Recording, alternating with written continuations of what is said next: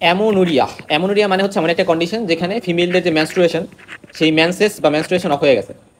Normally এটা আমরা জানি যে যখন ম্যানোপজ হয় তখন মেনস্ট্রুয়েশন বন্ধ হয়ে যাবে, ঠিক আছে। আবার হচ্ছে যখন একটা মহিলা প্রেগনেন্ট থাকে, সো প্রেগনেন্সিতে মেনস্ট্রুয়েশন অফ হয়ে যাবে। যখন ল্যাকটেশন টাইম থাকে, অর্থাৎ মহিলাটা তার বাচ্চাকে দুধ খাওয়াচ্ছে, তখনও কিন্তু মেন্সেস বা মেনস্ট্রুয়েশন বন্ধ হয়ে যাবে। সো এটাকে বলে আমরা ল্যাকটেশনাল অ্যামোনুরিয়া। ম্যানোপজের পরে পোস্ট ম্যানোপজাল অ্যামোনুরিয়া থাকবে, প্রেগনেন্সির টাইমে অ্যামোনুরিয়া থাকে। তো এই যে আমরা বেশ কিছু কন্ডিশনের কথা বললাম, বা আমি একটা টাইমের কথা বললাম যে টাইমে হচ্ছে বাচ্চাটার বয়স, বা একটা ফিমেল বাচ্চা যার বয়স খুবই কম, ধরলাম হচ্ছে ফর এক্সাম্পল 8 বছর, 9 বছর, ইভেন 10 বছর, তখনও তার মেনস্ট্রুয়েশন কিন্তু শুরু হয় নাই। আমরা জানি যে পিউবার্টি শুরু হইলো মেনস্ট্রুয়েশন সাথে সাথে শুরু হয় না, মোটামুটি একটা গ্যাপ থাকে 2 বছরের মতো বা 1.5 বছরের মতো, তারপরে মেনস্ট্রুয়েশন শুরু হয়। সো এই যে মেনস্ট্রুয়েশন মানে এই যে আমরা টাইমটার কথা বললাম, অ্যামোনিরিয়ার কথা বললাম, এইগুলো হচ্ছে ফিজিওলজিক্যাল অ্যামোনিরিয়া, অর্থাৎ ফিজিওলজিক্যালি হচ্ছে এগুলো কোনো বডিতে ডিজিজ আছে এই কারণে হইতেছে এরকম না, ঠিক আছে। আবার আরেক ধরনের অ্যামোনিরিয়া আছে যেখানে মেনস্ট্রুয়েশন বন্ধ হয়ে গেছে বাট কোনো ডিজিজের কারণে হয়েছে। সেটা হইতে পারে, ধরো ফর এক্সাম্পল আমরা পিসিওএস তো চিনি, পলিসিস্টিক ওভারি সিনড্রোম, ঠিক আছে, এটাতে কিন্তু অ্যামোনিরিয়া হইতে পারে। আরো বিভিন্ন ডিজিজের কারণে অ্যামোনিরিয়া হইতে পারে। এখন মনে রাখবা যেখানে প্রাইমারি কথাটা আছে, অর্থাৎ প্রাইমারি অ্যামোনিরিয়া, এই কথাটা দ্বারা বোঝায় বা আমরা একটু ধারণা করতে পারি যে এটা হচ্ছে একটু কম বয়সীদের হবে। কারণ আমরা যখন প্রাইমারি ডিসমেনোরিয়া পড়ছিলাম, সেটা আমরা বলছিলাম যে ডিসমেনোরিয়া মানে কি, মেনস্ট্রুয়েশন হচ্ছে এবং সেটাতে পেইন হচ্ছে, পেইনফুল মেনস্ট্রুয়েশন, সেটাকে বলে আমরা ডিসমেনোরিয়া। তো ডিসমেনোরিয়া যখন প্রাইমারি ডিসমেনোরিয়া আমরা বলছিলাম, তখন কোনো পেলভিক প্যাথোলজি নাই এবং এটা হচ্ছে আর্লি এজে হয়। অপরদিকে সেকেন্ডারি ডিসমেনোরিয়া, যাদের পেলভিক প্যাথোলজি আছে, কোনো একটা ডিজিজ হয়তো আছে, ফাইব্রয়েড ইউটেরাস আছে, অ্যান্ডোমেট্রিওসিস আছে, তো তখন সেই কারণে যখন ডিসমেনোরিয়া হয় সেটাকে আমরা বলি হচ্ছে সেকেন্ডারি ডিসমেনোরিয়া, এবং এটা সাধারণত একটু লেট এজে হয়। ঠিক একইভাবে প্রাইমারি অ্যামোনিরিয়া মানে হচ্ছে সেই মেয়েটা, ধরো যার বয়স 16 বছর বয়স, 16 বছর বয়স, এবং তার সেকেন্ডারি সেক্সুয়াল যে ক্যারেক্টারিস্টিক্স, অর্থাৎ তার ব্রেস্ট বার্ডিং হয়েছে, ব্রেস্ট ডেভেলপমেন্ট করতেছে, ব্রেস্ট বড় হয়েছে, এবং পাশাপাশি তার পিউবিক হেয়ার, অ্যাক্সিলারি হেয়ার এগুলো ডেভেলপ করছে। সো সেকেন্ডারি সেক্সুয়াল ক্যারেক্টারিস্টিক্সগুলো আছে। তো তখন পাশাপাশি তার বয়স 16 বছর হয়ে গেছে, তখনও তার মেনস্ট্রুয়েশন হয় নাই। তো এই যে মানে অ্যামোনোরিয়া, এটাকে আমরা বলি হচ্ছে প্রাইমারি অ্যামোনোরিয়া, ঠিক আছে।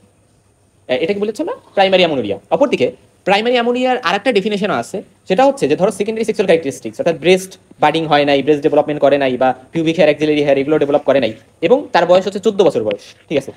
তখন আমি সেটাকেও প্রাইমারি অ্যামোনিয়া বলতে পারি। সো আমরা বয়স কম বলতেছি, 14 বলতেছি, যখন সেকেন্ডারি সেক্সুয়াল ক্যারেক্টারিস্টিক্সগুলো ডেভেলপ করে নাই, তখন আমি বলতেছি 14 বছরকে একটা মানে ল্যান্ডমার্ক হিসেবে ধরতেছি, যে 14 বছর বয়সে আমি তার প্রাইমারি অ্যামোনিয়া বলতেছি।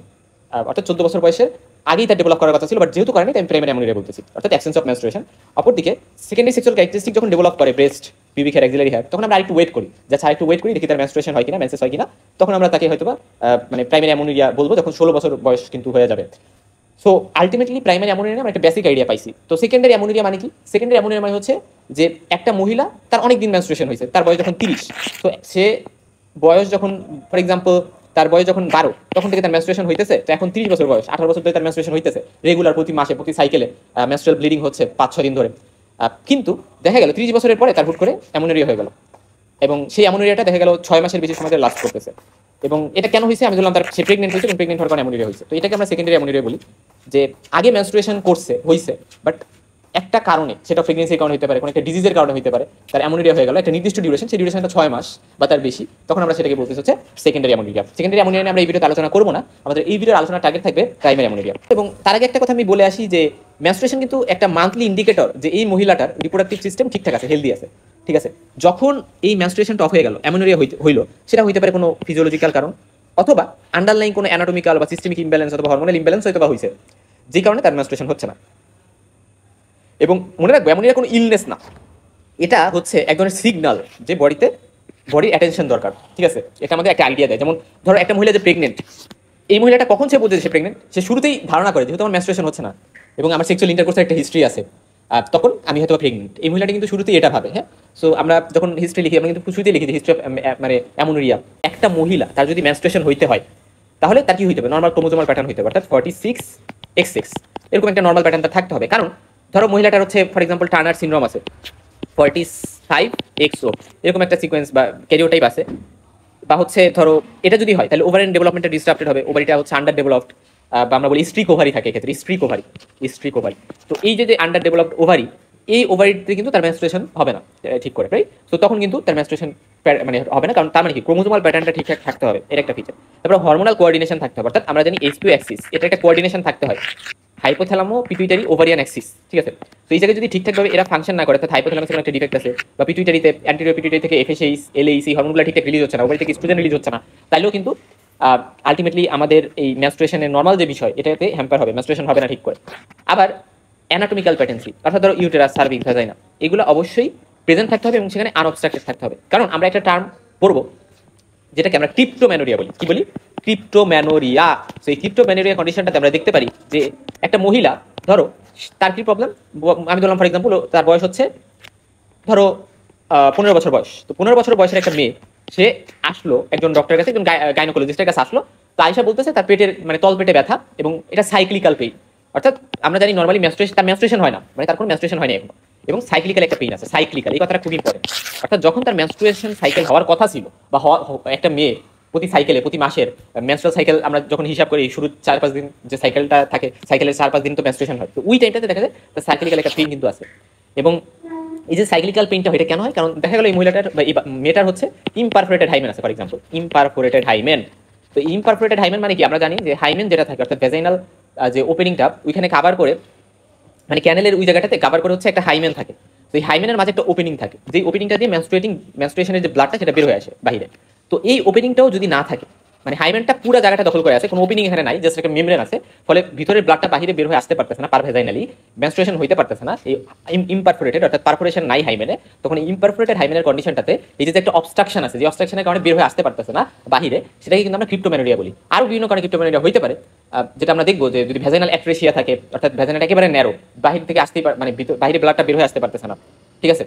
সো এরকম অবস্ট্রাকশন থাকা যাবে, অবস্ট্রাকশন না থেকে নর্মাল স্ট্রাকচার থাকতে হবে। এখানে আরেকটা টার্ম আছে যে এন্ডোমেট্রিয়াম কিন্তু রেসপন্সিভ হইতে হবে। তো এন্ডোমেট্রিয়াম রেসপন্সিভ যদি না হয়, যেমন ধরো টিউবারকুলার এন্ডোমেট্রাইটিস, এরকম বিভিন্ন কন্ডিশনে দেখা যেতে পারে এন্ডোমেট্রিয়াম ঠিকঠাকভাবে ফাংশন করতে পারতেছে না। তো তখন এই ইস্ট্রোজেন, প্রোজেস্টেরন এগুলার কিন্তু এগুলাতে রেসপন্ড করতে পারবে না এন্ডোমেট্রিয়াম ঠিক করে। এবং এন্ডোমেট্রিয়াম আসলে মেনস্ট্রুয়েশন যখন হয় তখন কি হয়? এন্ডোমেট্রিয়াল শেডিং হয়। হ্যাঁ, আমরা কিন্তু এটা খুব ভালো করেই জানি যে এন্ডোমেট্রিয়াল শেডিং হয়। এবং এন্ডোমেট্রিয়ামে আমরা স্ট্রাটাম বেজালিস, স্ট্রাটাম ফাংশনালিস, এরকম বিভিন্ন লেয়ারের কথা আমরা বলি। সো এই লেয়ারগুলো এর মধ্যে ফাংশনালি যেটা আমরা জানি এগুলো শেডিং হয়। সো আলটিমেটলি এই লেয়ারগুলো শেডিং হইতে হইলে আমার কিন্তু রেসপন্সিভ হইতে হবে এন্ডোমেট্রিয়াম। এবং আরেকটা ইম্পর্টেন্ট কথা, যে এন্ডোমেট্রিয়ামে আমরা দেখবো যে ধরো এটা হচ্ছে ইউটেরাস। তো ইউটেরাসের মধ্যে এরকম, ইউটেরাসের মধ্যে ধরো এখানে বিভিন্ন সাইনেকি বা এরকম বিভিন্ন অ্যাডহেশন বা ব্যান্ড ফর্মেশন হয়েছে। সো এরকম বিভিন্ন ব্যান্ড ফর্মেশন হইতে পারে, যেটা কিন্তু সেকেন্ডারি অ্যামোনিয়ার একটা ইম্পর্টেন্ট কজ, যেটাকে আমরা বলি অ্যাশারম্যান সিনড্রোম। অ্যাশারম্যান সিনড্রোম। সো অ্যাশারম্যান সিনড্রোম এরকম একটা কন্ডিশন যেখানে এরকম বিভিন্ন অ্যাডেশনের কারণে, ব্যান্ডের কারণে দেখা যায় যে মেনস্ট্রুয়েশন কিন্তু বন্ধ হয়ে যায়। সো অ্যাশারম্যান সিনড্রোম ক্রিয়েট হইতে পারে। আচ্ছা, তারপর থাইরয়েড এবং অ্যাড্রেনাল সাপোর্ট। এবং আমরা মাথায় রাখবো যে থাইরয়েড হরমোন বলো বা অ্যাড্রেনাল গ্ল্যান্ড বলো, এগুলো একটা ইম্পর্টেন্ট রোল থাকে ওভুলেশন বলো, তারপরে মেনস্ট্রুয়াল সাইকেলের সাথে। সো এই জন্য হাইপোথাইরয়েডিজম কিন্তু এই সাইকেলটাকে হল্ট করতে পারে, এটা আমরা জানি। অ্যামোনিয়াকে তাহলে আমরা কিভাবে ক্লাসিফাই করতে পারি? আমরা বলতে পারি ফিজিওলজিক্যাল অ্যামোনিয়া আছে এবং এটা ন্যাচারাল একটা প্রসেস, অর্থাৎ এটাকে আমরা প্রাইমারি সেকেন্ডারি বলতে পারি। অর্থাৎ পিউবার্টিতে যখন এখনো কোনো পিরিয়ড হয়নি সেই টাইমটাতে, বা সেকেন্ডারির মধ্যে প্রেগনেন্সি, ল্যাকটেশনাল অ্যামোনিয়া হচ্ছে প্রোল্যাকটিন লেভেল বেশি থাকে ওই টাইমে। এই প্রোল্যাকটিনের ইনক্রিজ লেভেল অফ প্রোল্যাকটিনের কারণে হচ্ছে ল্যাকটেশনাল অ্যামোনিয়া হয়। এবং মেনোপজের পরেও কিন্তু অ্যামোনিয়া হয়, কারণ তখন ইস্ট্রোজেন অনেক কমে যায় এবং ইস্ট্রোজেন অনেক কমে যায় এবং পুরো প্রসেসটা হচ্ছে হল্টেড হয়ে যায়, তখন আর হচ্ছে অ্যামোনিয়া হয়। আচ্ছা, এখন আসো যে আমাদের প্যাথোলজিক্যাল যে অ্যামোনিয়া, সেটার মধ্যে এটার মধ্যে মেডিকেল ইভ্যালুয়েশন ইম্পর্টেন্ট, এটাতে আমাদের কনসার্ন হইতে হবে। এর মধ্যে আছে কনসিল্ড অ্যামোনিয়া, যেটাকে আমরা ক্রিপ্টোম্যানোরিয়া বলতেছি। এখানে কোনো অবস্ট্রাকশন আছে, অর্থাৎ মেনস্ট্রুয়েশন ভিতর দিয়ে হচ্ছে, মেনস্ট্রুয়েশন হচ্ছে না এমন না, মেনস্ট্রুয়েশন হচ্ছে, বাট সেই ব্লাডটা বাইরে বের হয়ে আসবে, ব্লকেজের কারণে বের হয়ে আসতে পারতেছে না। এটার কারণ হইতে পারে যেমন ধরো ইমপারফোরেট হাইমেন একটা কারণ হইতে পারে, বা সার্জারির পরে, ট্রমার পরে, বা ইনফেকশনের কারণে এখানে ব্লকেজ তৈরি হইলেও হইতে পারে। আর রিয়াল যেটা, এটা একটা হলো কনসিল, একটা রিয়ালের ক্ষেত্রে দেখা যায় যে মেনস্ট্রুয়েশনই হয় না। তো এটার পিছনে থাকতে পারে যে একটা মেয়ের বয়স 16 বছর বয়স হয়ে গেছে এবং আসলে তার কখনো পিরিয়ডই হয়নি। সো এটাকে আমরা বলি প্রাইমারি অ্যামোনিয়া। সো অ্যাকচুয়ালি আমরা প্রাইমারি অ্যামোনিয়া, আমাদের ভিডিও টপিক যে প্রাইমারি অ্যামোনিয়া, সেই প্রাইমারি অ্যামোনিয়ার টপিকের মানে যেই প্রাইমারি অ্যামোনিয়া আমরা বুঝাচ্ছি সেটা হচ্ছে এই প্রাইমারি অ্যামোনিয়া। হ্যাঁ, সো প্যাথোলজিক্যালের মধ্যে রিয়াল যে অ্যামোনিয়া, যেখানে মেনস্ট্রুয়েশনই হচ্ছে না, এটাই আমরা আলোচনা করব। যে আমরা 16 বছর 14 বছর একটা বিষয় যে বলছিলাম, যে যখন সেকেন্ডারি সেক্সুয়াল ক্যারেক্টারিস্টিক ডেভেলপ করছে বাট অ্যামোনিয়া, তখন সেটাকে আমরা বলতেছি হচ্ছে প্রাইমারি অ্যামোনিয়া। এবং সেকেন্ডারি যেটা, এটা হচ্ছে পিরিয়ড শুরু হয়েছিল বাট দেখা গেছে কিছু বছর পরে হুট করে 6 মাস ধরে হচ্ছে না, তো সেটা সেকেন্ডারি অ্যামোনিয়া। এরপর সাথে যে ফিজিওলজিক্যাল অ্যামোনিয়ার কি কি কারণ থাকতে পারে, একটা তো পিউবার্টি, যেখানে ওভারিয়ান অ্যাক্সিস ইম্যাচুর থাকে, এই কারণে অ্যামোনিয়া থাকে। প্রেগনেন্সির টাইমে যেহেতু অনেক বেশি প্রোজেস্টেরন থাকে, এটা ওভুলেশন করতে দিবেন, অ্যানোভুলেশন হবে এবং আলটিমেটলি অ্যামোনিয়া থাকবে। ল্যাকটেশনের টাইমে প্রোল্যাকটিন লেভেল অনেক বেশি থাকে, আলটিমেটলি এটা গোনাডোট্রপিন রিলিজিং হরমোনকে সাপ্রেস করবে এবং সাইকেলটা মানে মেনস্ট্রুয়াল সাইকেল, এর ফলে যে মেনস্ট্রুয়েশন হওয়া এই জিনিসটা সাপ্রেসড হবে, যেটাকে আমরা ল্যাকটেশনাল অ্যামোনিয়া বলি। ইনক্রিজ লেভেল অফ প্রোল্যাকটিনের কারণে এটা হচ্ছে। আর মেনোপজের টাইমে মানে ওভারিয়ান অ্যাক্টিভিটি পার্মানেন্টলি সিজেশন হয়ে যাচ্ছে, ওভারি থেকে ইস্ট্রোজেনগুলো আসতেছে না। সো মেনোপজের পরে যেটা হচ্ছে, এটাও কিন্তু একজন ফিজিওলজিক্যাল অ্যামোনিয়া। এখন প্রাইমারি অ্যামোনিয়ার ডেফিনেশনটা আমি বলে আসলাম। এরপরে আমাদের যেটা জানতে হবে যে তাহলে প্রাইমারি অ্যামোনিয়ার কজ কি হতে পারে। আমরা কজ নিয়ে এক এক করে তো জানবো, তবে জাস্ট কয়েকটা কজ নিয়ে একটু কথা বলি। একটা তো টার্নার সিনড্রোম। সো টার্নার সিনড্রোমে কি থাকে, ক্রোমোজোমাল অ্যাবনরমালি থাকে, ক্যারিওটাইপিং এর সমস্যা আছে, 45X থাকে। সো আন্ডার ডেভেলপড ওভারির কারণে এখানে অ্যামোনিয়া থাকবে। এবং হাইপোগোনাডোট্রপিক, এই কথাটা খুব ইম্পর্টেন্ট। দেখো আমরা যখন বলতেছি হাইপোগোনাডোট্রপিক, এটা মানে হচ্ছে যে FSH এবং LH এই হরমোনগুলো তো মানে ফার্স্ট হচ্ছে গোনাডোট্রপিন রিলিজিং যে হরমোন GnRH, যেটা হচ্ছে হাইপোথ্যালামাস থেকে আসলো, এবং এটার এফেক্টে আমরা জানি যে FSH তারপরে LH এই হরমোনগুলো রিলিজ হবে বেশি বেশি। তো যদি এটাই সাপ্রেসড হয়, এটা যদি কম রিলিজ হয়, তাহলে এগুলোও কম রিলিজ হবে, এবং আলটিমেটলি এটা ওভারিকেও স্টিমুলেট করতে পারবে না, ওভারিও ইস্ট্রোজেন কম রিলিজ করবে, এবং এই হরমোনগুলো যদি কমে যাচ্ছে, তার এই কন্ডিশনটাকে বলে আমরা হাইপোগোনাডোট্রপিক। এটার পরে আসো যে Müllerian agenesis. So Müllerian agenesis এমন একটা কন্ডিশন, যেই কন্ডিশনে আমাদের ইউটেরাস অ্যাবসেন্ট থাকে, অর্থাৎ ইউটেরাস অ্যাবসেন্ট। আমরা নর্মালি কি জানি যে গত ভিডিওতে আমরা বলে আসছি যে ডিসঅর্ডার অফ সেক্সুয়াল ডেভেলপমেন্ট, এখানে একটা টার্ম আমরা পড়ছিলাম না যে নর্মাল সেক্সুয়াল যে ডেভেলপমেন্ট, সেখানে মুলারিয়ান ডাক্ট নামে একটা টার্ম পড়ছিলাম না। সো মুলারিয়ান ডাক্ট, এবং নর্মালি একটা মানুষ যদি পুরুষ হইতে হয়, একটা ফিটা যখন পুরুষ হবে, সো তখন তার মুলারিয়ান ডাক্টটা কি হয়, মুলারিয়ান ডাক্টটা রিগ্রেস করে, এবং তার উলফিয়ান ডাক্ট এটা হচ্ছে তার মেল ইন্টারনাল জেনিটালে ডেভেলপ করতে হেল্প করে। বাট মুলারিয়ান ডাক্ট যদি রিগ্রেস না করে, মুলারিয়ান ডাক্ট যদি থেকে যায়, তাহলে সেটাকে আমরা বলি যে হচ্ছে তার ফিমেল এক্সটার্নাল জেনিটালে গঠিত হবে, ফিমেল ইন্টারনাল জেনিটালে গঠিত হবে। সো মুলারিয়ান যদি অ্যাজেনেসিস হয়, অর্থাৎ মুলারিয়ান ডাক্ট তৈরি হয় নাই, তাহলে সেক্ষেত্রেও কিন্তু আলটিমেটলি এই মহিলাটার কোনো ইন্টারনাল জেনিটালেই তৈরি হবে না। তো সেই কন্ডিশনটাতেও তার অ্যামোনিয়া থাকবে। তারপর তার একটা কন্ডিশন যেটা অ্যান্ড্রোজেন ইনসেনসিটিভিটি সিনড্রোম, যেটাকে আমরা AIS বলি। সেখানে যদিও অ্যান্ড্রোজেন আছে, বাট অ্যান্ড্রোজেনগুলো তার রিসেপ্টরের উপর কাজ করতে পারতেছে না। সো এই কন্ডিশনেও কিন্তু অ্যামোনিয়া থাকে। আমরা দুইটা কথা বলে আসছি, দেখো এখানে এই যে বলা আছে 13 বছর, বাট এটাকে আমরা 14 বছর বলবো, এখানে 15 বছর বলা আছে, এটাকে আমরা 16 বছর বলবো। আচ্ছা, এরপরে আরেকটা মানে আমরা যখন প্রাইমারি অ্যামোনিয়া বলতেছি, তখন আরেকটা ডেফিনেশন আমরা বলতে পারি, সেটা হচ্ছে থ্যালার্কি। থ্যালার্কি মানে কি? থ্যালার্কি মানে breast development. So breast development একটা মেয়ের হওয়া বা ব্রেস্ট বার্ডিং হওয়া, ধরো ব্রেস্ট বার্ডিং হয়েছে বা হচ্ছে, এটার পরে 3 বছর বা তার বেশি সময় হয়ে গেছে, তখনও মেনস্ট্রুয়েশন হয়নি, তো সেটাকেও কিন্তু আমরা প্রাইমারি অ্যামোনিয়া বলতে পারি। এখন আমরা ট্যানার স্টেজিং নামে একটা স্টেজ তো করে আসছি পিউবার্টি যখন আমরা পড়ছি, এবং আমরা বলে আসছিলাম যে ব্রেস্ট বার্ডিং যখন হচ্ছে সেটাকে আমরা ট্যানার স্টেজ 2-তে ইনক্লুড করি, এবং যখন হেয়ার মন্স পিউবিস অ্যাপিয়ার করে, মানে ভ্যাজাইনার উপরে যে মন্স পিউবিস থাকে সেখানে যখন হেয়ার অ্যাপিয়ার করে, তো সেটাকে আমরা ট্যানার স্টেজের 3 স্টেজ বলি। এটা আমরা জাস্ট একটু জেনে রাখো। এখন প্রাইমারি অ্যামোনিয়ার মোস্ট কমন কজ কি, এটা যদি বলা হয় ওভারঅল বা worldwide most common cause হচ্ছে টার্নার সিনড্রোম, এই কথাটা মনে রাখো। আরেকটা সিনড্রোম আছে সোয়ার্ড সিনড্রোম, এটা নিয়ে আমরা গত ভিডিওতে আলোচনা করছি। সো গত ভিডিওতে যদি না দেখে আসো, যেটাতে আমরা DSD disorder of sexual development নিয়ে আলোচনা করছি, এটা নিয়ে এই ভিডিওটা যদি না দেখে আসো, তাহলে এই ভিডিওর বেশ কিছু জিনিস তুমি মিস আউট করবা। আমি অবশ্যই সাজেস্ট করি প্রাইমারি অ্যামোনিয়া ভিডিও দেখার আগে ডিসঅর্ডার অফ সেক্সুয়াল ডেভেলপমেন্ট এই ভিডিওটা দেখে আসতে হবে, কারণ এখানে আমরা অনেকগুলো কজ পড়বো প্রাইমারি অ্যামোনিয়ার, যেগুলো গত ভিডিওতে আলোচনা করা হয়েছে, এবং ওই কজগুলো ডিটেলসে বুঝতে হলে অবশ্যই ভিডিওটা দেখতে হবে।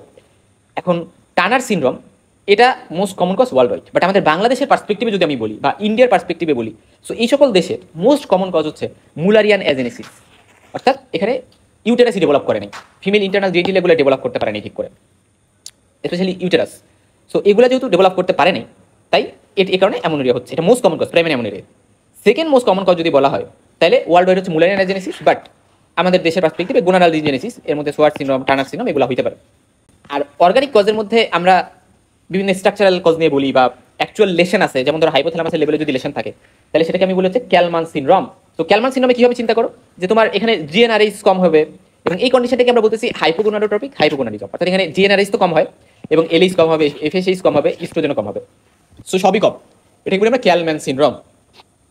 এরপরে পিটুইটারিতে একটা টিউমার হইতে পারে, যেটাকে আমরা বলি ক্রেনিওফ্যারিঞ্জিওমা। সো ক্রেনিওফ্যারিঞ্জিওমা কন্ডিশনটাতেও কিন্তু অ্যামোনিয়া হয়, এবং এটাও একটা কন্ডিশন যেটাকে আমরা হাইপোগোনাডিজম বলি। তো হাইপোথ্যালামাস পিটুইটারি রিলেশনের কারণে অ্যামোনিয়া হইতে পারে। এরপর আসা যাক ওভারি। সো ওভারির ক্ষেত্রে গোনাডাল ডিজেনেসিস, অর্থাৎ ওভারি যেহেতু গোনাড ফিমেলদের ক্ষেত্রে, সো ওভারি যদি আন্ডার ডেভেলপড হয়, যেমন টার্নার সিনড্রোম, সোয়ার সিনড্রোম, তারপর হচ্ছে পিওর গোনাডাল ডিজেনেসিস, সো এই কন্ডিশনগুলোতে হচ্ছে ওভারি আন্ডার ডেভেলপড হবে, ওভারি ঠিকঠাক ডেভেলপ করতে পারে নাই, সো এখানে এলএইচ বেশি থাকবে, এফএসএইচ বেশি থাকবে, ইস্ট্রোজেন কম থাকে, ইভেন টেস্টোস্টেরন বা অ্যান্ড্রোজেনও কম থাকে। এজন্য এই কন্ডিশনগুলোকে বলি আমরা হাইপারগোনাডোট্রপিক হাইপোগোনাডিজম, কারণ ইস্ট্রোজেন কম, আর হাইপারগোনাডোট্রপিক কারণ এলএইচ এফএসএইচ এগুলো বেশি।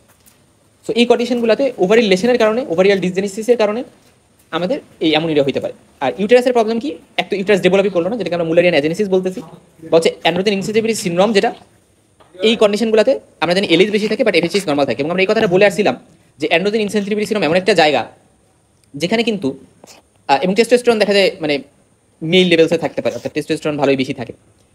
এবং এই কন্ডিশনে আমরা একটা কথা বলেছিলাম যে পিসিওএস, এটার সাথে কিন্তু আমরা কনফিউজ করতে পারি। বাট পিসিওএস এর ক্ষেত্রে কি থাকে? পিসিওএস এর ক্ষেত্রে থাকে সেকেন্ডারি অ্যামোনোরিয়া। বাট এই সকল কন্ডিশনে থাকবে কি প্রাইমারি অ্যামোনোরিয়া। সো এইভাবে আমরা ডিফারেন্সিয়েট আসলে করি। ইউটেরাস যদি অ্যাবসেন্ট থাকে তাহলে মুলারিয়ান অ্যাজেনেসিস বা অ্যান্ড্রোজেন ইনসেনসিটিভিটি সিনড্রোম এগুলো হতে পারে, ঠিক আছে। সো ইউটেরাস অ্যাবসেন্ট তাহলে হচ্ছে এই জিনিসগুলো, আর ইউটেরাস প্রেজেন্ট আছে তাহলে কি হতে পারে? ক্যালমান সিনড্রোম, গোনাডাল ডিজেনেসিস, ক্রিপ্টোমেনোরিয়া। সো এই কথাগুলো একটু মনে রাখবো আমরা। হাইপোথ্যালামাস থেকে অ্যান্টেরিয়র পিটুইটারি যখন এফেক্ট, মানে হাইপোথ্যালামাসের গোনাডোট্রপিন রিলিজিং হরমোনের ফলে সেটা অ্যান্টেরিয়র পিটুইটারি থেকে এফএসএইচ, এলএইচ এগুলো রিলিজ করে, ওভারিতে যায় সেটা ইস্ট্রোজেন, প্রোজেস্টেরন এগুলো রিলিজ করবে এবং এটা ইউটেরাসের উপর কাজ করবে। এটা তো নর্মাল বিষয়। তো এরকম বিভিন্ন লেভেলে প্রবলেম হতে পারে হাইপোথ্যালামাসের, অ্যান্টেরিয়র পিটুইটারিতে, ক্রেনিওফ্যারেঞ্জিওমা হতে পারে, ওভারি লেভেলে, ইউটেরাস লেভেলে। সো প্রত্যেকটা লেভেলে কিন্তু ডিফেক্টের কারণে প্রাইমারি অ্যামোনিয়া হতে পারে। এই জিনিসটা আমরা জেনে আসলাম। চিন্তা করো যে একটা পেশেন্ট যখন আমার কাছে আসলো, তো আসার পরে আমি কিভাবে তার আসলে ইভালুয়েট করবো? আচ্ছা, যখন মনে রাখবা, যখন পরীক্ষা আসবে যে হাউ ইউ ইভালুয়েট এই কথাটা যখনই আসবে, এটার মধ্যে কি পড়বে? ফার্স্ট কথা হিস্ট্রি। তো তুমি পেশেন্টের হিস্ট্রি নিয়ে কি পাবা, কি হিস্ট্রি নিবা এটা।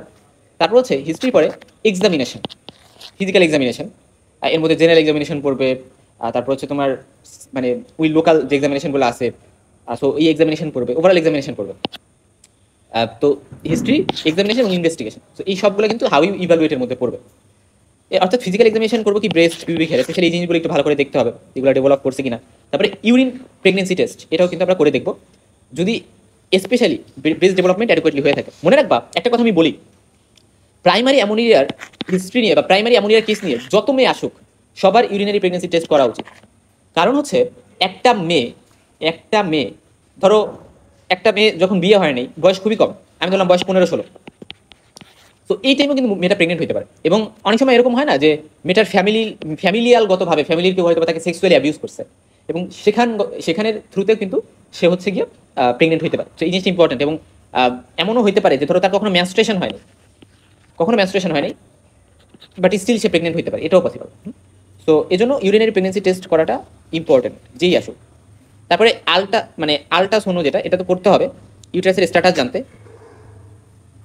এটা ইম্পর্টেন্ট। আচ্ছা, আরেকটা জিনিস দেখো, আমরা যখন একটা ভার্জিন মেয়ে আসতেছে, যদি মেয়েটা ভার্জিন থাকবে, তো ভার্জিন মেয়েদের কিন্তু পার ভেজাইনাল এক্সামিনেশন করা কন্ট্রাইন্ডিকেটেড।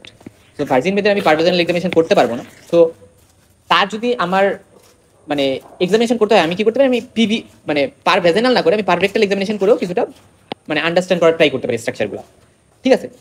এটা গেল মানে ইউটেরাসের অবস্থাটা জাস্ট আমি যদি একটু এক্সামিনেশন করে বুঝতে চাই, ইউএসজি তো আছেই অপশন। আচ্ছা, তারপরে এফএসএইচ লেভেল কেমন, এলিস কেমন, ইস্ট্রোজেন কেমন, এগুলো দেখা যেতে পারে। এবং আলটিমেটলি আমি কিন্তু ক্যারিওটাইপিং করতে হবে, কারণ আমার প্রাইমারি অ্যামোনিয়ার অনেকগুলো ডিজিজই থাকে যেগুলো কিন্তু ক্যারিওটাইপিং এর সাথে অ্যাসোসিয়েটেড। এই যে টার্নার সিনড্রোমের কথা বললাম, শোয়ার সিনড্রোমের কথা বললাম, বা আমরা যত সিনড্রোমের কথা বলি, অ্যান্ড্রোজেন ইনসেনসিটিভিটি সিনড্রোম বলি, বা সবগুলোর ক্ষেত্রে ক্যারিওটাইপিংটা খুব ইম্পর্টেন্ট। আচ্ছা, বেস্ট ইনভেস্টিগেশন এটাকে বলা হয়। তারপরে ক্রিপ্টোমেনোরিয়া নিয়ে একটু কথা বলি। ক্রিপ্টোমেনোরিয়া মানে হচ্ছে যে ম্যানস্ট্রুয়েশন ঠিকঠাক হচ্ছে, কোনো সমস্যা নেই ম্যানস্ট্রুয়েশনে, বাট আউটফ্লো ট্র্যাক্ট অবস্ট্রাকশন, অর্থাৎ যেখান দিয়ে ব্লাডটা বের হয়ে আসবে সেখানে কোনো অবস্ট্রাকশন। এটা ইমপারফোরেট হাইমেনের কারণে হতে পারে, এটা মোস্ট কমন কজ। তো ইমপারফেক্ট হাইমেন যদি নিয়ে আসে তাহলে এটা একটা মানে সার্জিক্যাল ট্রিটমেন্ট আছে, সেটাকে বলি আমরা ক্রুশিয়েট ইনসিশন। সো এই মেটার আমরা কিন্তু ক্রুশিয়েট ইনসিশন দিয়ে ট্রিটমেন্ট করতে পারি সার্জিক্যালি। কি করি? ধরো এই যে হাইমেন, তো হাইমেন আমরা কি করলাম, এখানে একটা ক্রুশিয়েট ইনসিশন দিয়ে দিলাম, এর পরবর্তীতে এখানে এরকম করে এটা ফেলে দিয়ে এখানে একটা ওপেনিং করে দিতেছি, ফলে ব্লিডিংটা ঠিকঠাক হবে, অর্থাৎ এটা কমপ্লিটলি ঠিকঠাক হয়ে যাবে ক্রুশিয়েট ইনসিশন দিয়ে এভাবে করে। তারপরে আরেকটা কন্ডিশন আছে ট্রান্সভার্স ভ্যাজাইনাল সেপ্টাম। এটা নিয়ে আমি পরবর্তীতে যখন আমি ডেভেলপমেন্টাল অ্যানোমালিস নিয়ে কথা বলবো তখন এটা নিয়ে কথা বলবো, টিভিএস নিয়ে। আচ্ছা, টিভিএস মানে কিন্তু ট্রান্সভ্যাজাইনাল সোনোগ্রাফি আছে, সেটা আছে, বাট টিভিএস মানে ট্রান্সভ্যাজাইনাল সেপ্টাম হতে পারে। হ্যাঁ, এখানে যে ঘটনাটা ঘটে যে নর্মালি ধরো এই যে ভ্যাজাইনা মানে একটু যদি দেখাই, ধরো এটা হচ্ছে ইউটেরাস, এটা সার্ভিক্স, এবং এখানে ধরো ভ্যাজাইনা। তো ভ্যাজাইনার যেটা হয় যে আপার টু থার্ড লোয়ার ওয়ান থার্ডের জাংশনের এই জায়গায় একটা সেপ্টাম থেকে যায়, পারসিস্ট করে যায় কারো ক্ষেত্রে। সো এই সেপ্টামটা যদি থেকে যায় ফলে দেখা যায় যে একটা আউটফ্লোটার একটা অবস্ট্রাকশন হইলো এবং এর ফলে ব্লাডটা বাইরে বের হয়ে আসতে পারতেছে না। সো এই ট্রান্সভার্স ভ্যাজাইনাল সেপ্টামের ক্ষেত্রে কিন্তু মানে ক্রিপ্টোমেনোরিয়া হতে পারে। এবং ক্রিপ্টোমেনোরিয়ার ক্ষেত্রে আমি আগেই বলে আসছি, এক্ষেত্রে মেইন যে কমপ্লেনটা থাকে সেটা হচ্ছে সাইক্লিক্যাল পেইন থাকে, এবং সাইক্লিক্যাল পেইন প্লাস হচ্ছে প্রাইমারি অ্যামোনিয়ার হিস্ট্রি যখন আসতেছে, সো তখন কিন্তু আমার ক্রিপ্টোমেনোরিয়া ধরতে হবে। তারপরে ভ্যাজাইনাল অ্যাট্রেসিয়া বা অ্যাজেনেসিস যদি হয় তাহলে ভ্যাজাইনাল ন্যারোয়িংয়ের কারণে ব্লাডটা বের হয়ে আসতে পারতেছে না। এবং ফাইন্ডিংস কী হবে ক্রিপ্টোমেনোরিয়ার ক্ষেত্রে? ইউজুয়ালি 46 তো হবে, যেহেতু ফিমেল গোনার্স ওভারি থাকবে, জেন্টাল অর্গানগুলো ফিমেলের ক্ষেত্রে ফিমেল, ইন্টারনাল জেন্টাল অর্গানগুলো থাকবে, ইউটারাস থাকবে, পিউবিক অ্যাক্সিলারি হ্যান্ড নর্মাল, সবই ঠিক আছে। বাট এখানে যে টার্মটা আমাদের জন্য ইম্পর্টেন্ট, যে পার রেক্টাল এক্সামিনেশন যদি আমরা করি, পার ভ্যাজাইনাল এক্সামিনেশন যদি কন্ট্রাইন্ডিকেটেড, বাট মানে সিভিয়ার ক্ষেত্রে, প্রয়োজনের ক্ষেত্রে যদি করতেই হয় তাহলে হয়তো বা সিভিয়ার ক্ষেত্রে করা যাইতে পারে বা স্পেশাল সেটিংসে করা যেতে পারে, বাট নর্মালি কিন্তু করা হয় না, কারণ ভার্জিন যেহেতু। আচ্ছা, আর তো এক্ষেত্রে যেটা হয় ইউটেরাসে ব্লাড কালেক্ট করে যায়, তো ব্লাড যেহেতু যাইতে পারতেছে না একটা অবস্ট্রাকশনের কারণে ইউটেরাসে ব্লাড কালেক্ট করতে পারে, এবং ইউটেরাসে যখন ব্লাড কালেক্ট করতেছে সেটাকে আমরা বলি হেমাটোমেট্রা। এই কথাটা খুব ইম্পর্টেন্ট, ঠিক আছে? হেমাটোমেট্রা। এখানে আরও বেশ কিছু টার্ম আছে, ধরো ভ্যাজাইনার ওই জায়গায় ব্লাড কালেকশন করে আছে, তাহলে সেটাকে বলি আমরা হেমাটোকল্পোস, ঠিক আছে? হেমাটোকল্পোস এই জিনিসটা খুবই খুবই ইম্পর্টেন্ট। সো হেমাটোকল্পোস মানে ভ্যাজাইনাতে ব্লাড জমে আছে, এবং হেমাটোমেট্রা মানে হচ্ছে ইউটেরাসে ব্লাড জমে আছে, ফলে ওখানে ইনলার্জ হয়ে যাবে ইউটেরাসটা।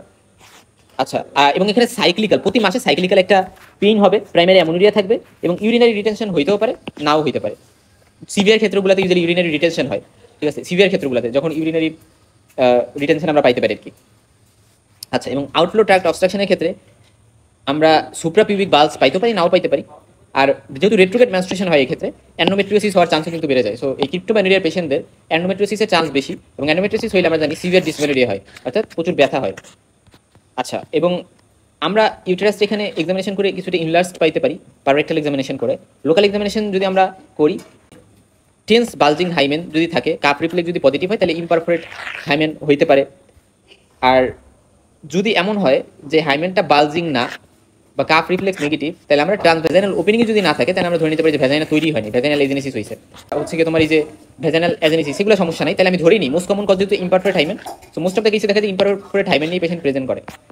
ইনভেস্টিগেশন অফ চয়েস হচ্ছে এমআরআই। সো আমার যদি ইনভেস্টিগেশন করতে হয়, এমআরআই করলে এখানে ভালো বোঝা যায়, এবং এটা কজেসের মধ্যে ডিফারেন্সিয়েট করতে পারে যেটা কোন কজে হয়েছে।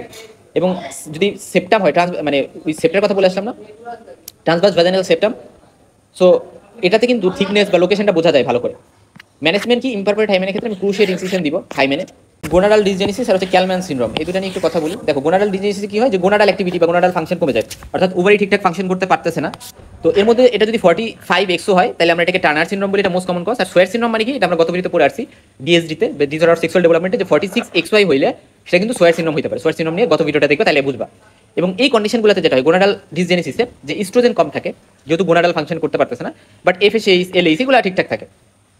আর ক্যালম্যান সিনড্রোমে যেটা হয় গোনাডোট্রপিন রিলিজিং হরমোনই কম থাকে, এবং এই কন্ডিশনগুলোতে সব হরমোনই কম থাকবে যেহেতু এটা কম। তবে এই দুইটার মধ্যে, অর্থাৎ গোনাডাল ডিসজেনেসিস বা ক্যালম্যান সিনড্রোমের মধ্যে সিমিলারিটি হচ্ছে এই দুই জায়গায় ইস্ট্রোজেন কম থাকবে, এবং এখানে ব্রেস্ট ডেভেলপমেন্ট হয় না যেহেতু ইস্ট্রোজেনটা দুই ক্ষেত্রেই কম থাকতেছে, এবং ইউটেরাসটা হাইপোপ্লাস্টিক হয়। কারণ একটা জিনিস চিন্তা করো, যে আমার ইউটেরাসের থিকনেসের জন্য, ইউটেরাসের গ্রো করার জন্য কি দরকার, ইস্ট্রোজেন দরকার, এবং এটা যেহেতু থাকতেছে না তাই ইউটেরাসটা কিন্তু হাইপোপ্লাস্টিক হবে। হাইপোপ্লাস্টিক ইউটেরাসকে আমরা ইনফেন্টাইল ইউটেরাসও বলে থাকি, এবং এখানে পিউবিক হেয়ার বা এক্সিলারি হেয়ারগুলো থাকলেও খুবই স্ক্যান্টি থাকে। আর গোনাডাল ডিসজেনেসিসের মধ্যে টার্নার সিনড্রোম নিয়ে যদি আমরা একটু ডিটেলসে কথা বলি, তাহলে এটা মোস্ট কমন কজ কিন্তু ওয়ার্ল্ড ওয়াইড প্রাইমারি অ্যামোনিয়ার জন্য, এবং ক্যারিও টাইপ এটার 45XO। এখানে গোনাড হিসেবে স্ট্রিক ওভারিজ থাকে, অর্থাৎ ওভারি যেটা থাকে সেটা আন্ডার ডেভেলপ থাকে, এর ফলে ইস্ট্রোজেন কম থাকবে।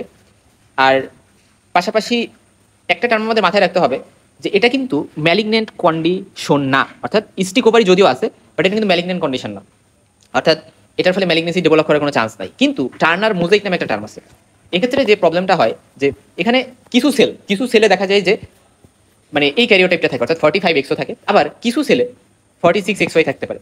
এখানে 46XY থাকবে এমন না, মানে 45XO এটা কমন, এটা থাকবে, বাট কিছু সেলে 46XY বা আদার মানে যে ক্যারিওটাইপ সেটা থাকতে পারে।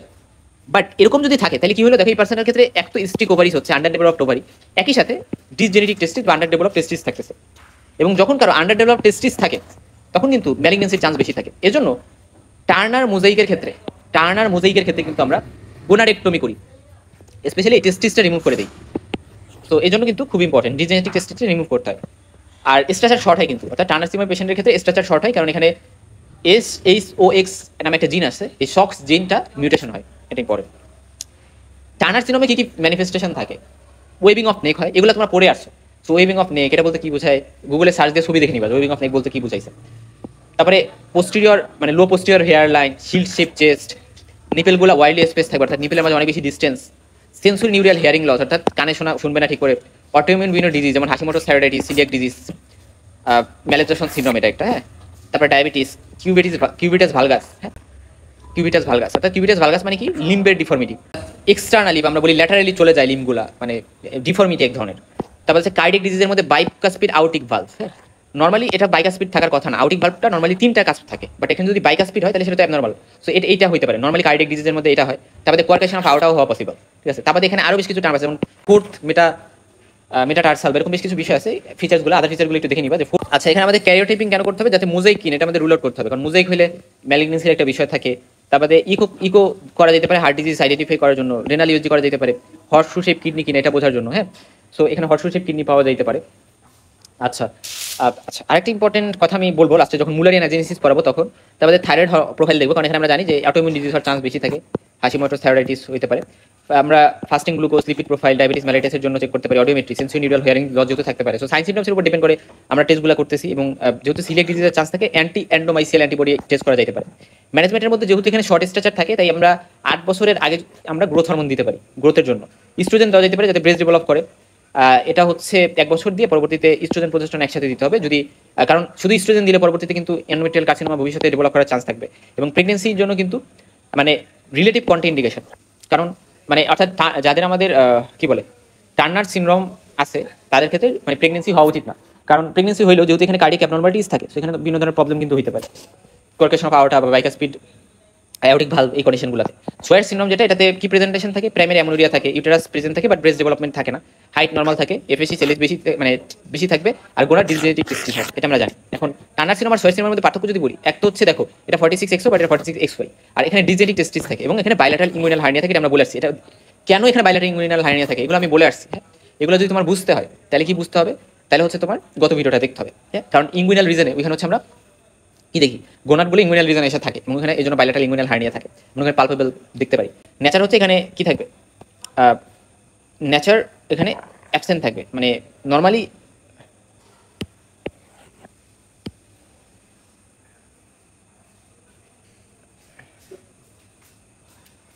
এবং টার্নার সিনড্রোমে অনেকগুলো অ্যাডিশনাল ফিচার্সের কথা আমরা বলছি, সোয়ার সিনড্রোমের এরকম অ্যাডিশনাল তেমন কোনো ফিচার্স কিন্তু থাকে না। ক্যালম্যান সিনড্রোম নিয়ে একটু কথা বলি, এখানে ক্যারিওটাইপ 46XXC থাকে, বাট গোনার তো ওভারই থাকবে, এবং ওভারই নর্মালি ফাংশন করবে গোনার, তবে এখানে মেইন সমস্যা হচ্ছে হাইপোথ্যালামিক ফেইলিওর, এবং এই কারণে সব হরমোনগুলো এখানে কিন্তু কমে যাওয়ার একটা বিষয় থাকবে। আর এখানে ক্যাল1 জিন নামে একটা জিন এফেক্টেড হয়, ইউটারাসটা হাইপোপ্লাস্টিক থাকে কারণ ইস্ট্রোজেন কমে যায় যেহেতু, আর ব্রেস্টটা ডেভেলপ থাকে না, স্ক্যান্টি পিউবিক এক্সিলারি হেয়ার থাকবে, এফএসএই সেলেই সেগুলো কম থাকবে, স্ট্রাকচার নর্মালি থাকে। বাট এখানে একটা টার্ম আছে যেটা হচ্ছে অ্যানোসমিয়া, অর্থাৎ ক্যালম্যান সিনড্রোমে মনে রাখবা যে পার্সেন্টেজ কোনো কিছুর ঘ্রাণ ঠিকঠাক নিতে পারে না, এর কারণ কি, কারণ হচ্ছে অলফ্যাক্টরি যে রিজনটা, অলফ্যাক্টরি আমরা জানি অলফ্যাক্টরি নার্ভ হচ্ছে অ্যাসোসিয়েটেড মানে ঘ্রাণ নেওয়ার সাথে। সো ওইখানে ওই রিজনটা দিয়ে এই যে গোনাডোট্রপিন রিলিজিং হরমোন এটা রিলিজ যে হচ্ছে না। সো এটা না হওয়ার কারণ হচ্ছে এটা কিন্তু আমাদের অলফ্যাক্টরি ফাংশনের ওই জায়গা থেকে পরবর্তীতে মাইগ্রেট করে গিয়ে পরবর্তীতে আমাদের হাইপোথ্যালামাসের ওইখানে গিয়ে পরবর্তীতে যে গোনাডোট্রপিন রিলিজিং হরমোন রিলিজ করে, সেখানে ওভারঅল কত অলফ্যাক্টরি নার্ভের ওইখানে একটা ইম্প্যাক্ট এদের থাকে, এবং যে কোনো অ্যানোসমিয়া হয়, এই কথাটা মাথায় রাখবা। তাহলে প্রেজেন্টেশন কি, ডিলেট পিউবার্টি হতে পারে, আর প্রাইমারি অ্যামোনিয়া আর ইনফার্টিলিটি এগুলো এখানে প্রেজেন্ট থাকবে। সেখানে ইনফার্টিলিটি একটা খুব ইম্পর্টেন্ট ক্লু, ইনফার্টিলিটি থাকবে, এই কথা মনে রাখো। এবং এখানে মানে ম্যানেজমেন্ট কি পালসাটাইল গোনাডোট্রপিন রিলিজিং হরমোন, কারণ যেহেতু গোনাডোট্রপিন রিলিজিং হরমোনই হচ্ছে না, গোনাডোট্রপিন রিলিজিং হরমোন আমাদের একটা পালসে রিলিজ হয়, একটা পালসাটাইল ম্যানার। সো এই পালসাটাইল গোনাডোট্রপিন রিলিজিং হরমোন দিতে হবে। এখন আসলে মুলারিয়ান অ্যাজেনেসিস, সেটা নিয়ে আমাদের একটু আলোচনা করতে হবে। অ্যান্ড্রোজেন ইনসেনসিটিভিটি সিনড্রোম আমরা গত ভিডিওতে আলোচনা করছি। তো মুলারিয়ান অ্যাজেনেসিসে মেইনলি যে সমস্যাটা হয় যে ওভারি তো নর্মাল আছে, বাট এখানে ইন্টারনাল জেন্টিলেগুলো অ্যাবসেন্ট থাকে, কারণ মুলারিয়ান ডাক যেটা এগুলোই অ্যাবসেন্ট থাকে। এখন মুলারিয়ান ডাক না থাকলে ফিমেল ইন্টারনাল জেন্টিলা কীভাবে ডেভেলপ করবে?